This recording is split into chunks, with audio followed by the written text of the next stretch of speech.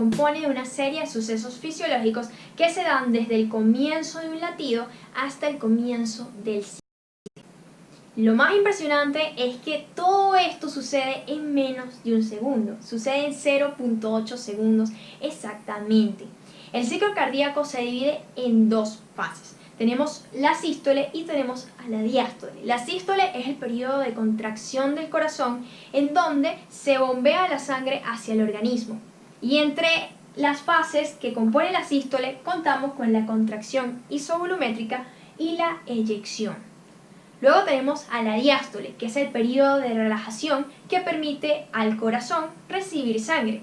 Y tenemos a la fase de relajación isovolumétrica, al llenado pasivo y al llenado activo. Vamos a comenzar el ciclo con las aurículas completamente llenas de sangre. Como las aurículas van a estar completamente llenas de sangre, eso quiere decir que la presión de las aurículas va a superar a la presión de los ventrículos, por lo que las válvulas auriculoventriculares se van a abrir. Las válvulas auriculoventriculares se abren y fluye la sangre desde las aurículas hacia los ventrículos. Y va a ser un flujo que es pasivo, porque es gracias al gradiente de presión. La sangre va de mayor a menor presión y es por eso que esta fase se llama fase de llenado pasivo. Aquí se produce el llenado del 80% del ventrículo. Entonces tenemos que la presión en las aurículas es mayor a la presión de los ventrículos.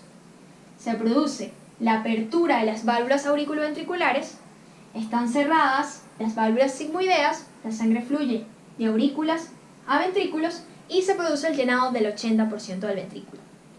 Seguimos con la fase de llenado activo o también llamado sístole auricular, porque es ahí donde las aurículas se contraen para pasar la sangre que quedó en ella. La sangre pasa y entonces llena el 20% que faltaba, llena el 20% del ventrículo. Y entonces vemos que es un llenado que es activo, porque es gracias a la sístole auricular. La sangre pasa de las aurículas a los ventrículos de forma activa. Entonces vemos presión de las aurículas mayor a la de los ventrículos debido a esa sístole auricular. Vemos que las válvulas auriculoventriculares permitir el paso de sangre, válvulas sigmoideas cerradas y se produce el 20% del llenado del ventrículo. Seguimos con contracción isovolumétrica. En la contracción isovolumétrica vemos que los ventrículos están completamente cargados de sangre. ¿Y cuánta va a ser esa sangre? Es de 120 mililitros y eso quiere decir el volumen telediastólico. El volumen telediastólico se refiere al volumen que está al final de la diástole. Hasta aquí llega la diástole y luego comienza la sístole. Y entonces el volumen que contienen los ventrículos es de 120 mililitros. En ese momento, la presión de los ventrículos supera a la presión de las aurículas. La presión de los ventrículos es mayor a la presión de las aurículas y por eso es que las válvulas auriculoventriculares se cierran. Y no es que se cierran y ya, no. Es que cuando se cierran producen un sonido, que es el primer ruido cardíaco llamado R1. Si quieres saber más de sonidos, más de ruidos cardíacos, te recomiendo que veas este video de ruidos que hice, de ruidos cardíacos, para que sigas aprendiendo. Ahora, lo que dije, las válvulas auriculoventriculares cerradas. Las válvulas sigmoideas también están cerradas y es por eso que esta fase es isovolumétrica. Iso quiere decir igual, volumétrica quiere decir volumen. Entonces el volumen es igual, el volumen se mantiene constante porque todas las válvulas están cerradas y el volumen no tiene hacia dónde ir. Por eso el volumen siempre va a ser el mismo. Y el término contracción es porque los ventrículos se empiezan ligeramente a contraer. No tanto, pero sí se empiezan a contraer. Cuando se contraen de verdad es en esta fase, en la fase de eyección. Aquí el ventrículo se contrae completamente y lo que hace es que la presión de los ventrículos supera a la presión de las arterias, lo que hace que las válvulas sigmoideas se abran debido a la mayor presión en los ventrículos y la sangre sea bombeada hacia el resto del organismo. Y entonces, ¿qué vamos a ver aquí? Que las válvulas sigmoideas van a estar abiertas, lo que va a permitir el paso de sangre. Pero ¿cuánta sangre es la que va a pasar? La cantidad de sangre que va a pasar es de 70 mililitros, lo que quiere decir el volumen sistólico. El volumen sistólico es la cantidad de sangre que eyecta el corazón en cada latido. ¿Y es de cuánto?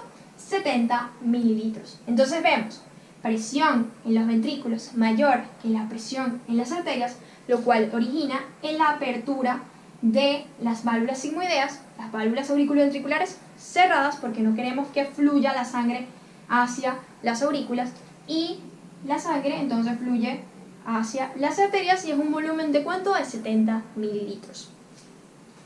Vamos con la fase de relajación isovolumétrica. En la relajación lo que hace el corazón es relajarse para prepararse para recibir sangre. Y vemos que la mayor cantidad de sangre la contienen las arterias. Las arterias van a estar repletas de sangre, lo que va a hacer que la presión de las arterias sea mayor a la presión de los ventrículos, por lo que la sangre va a intentar regresar al corazón, porque la sangre va de mayor a menor presión. Pero no va a poder, porque hay algo que impide eso, y eso es las válvulas sigmoideas. Cuando la sangre intenta devolverse hacia los ventrículos, las válvulas sigmoideas se cierran, porque ellas son como bolsitas.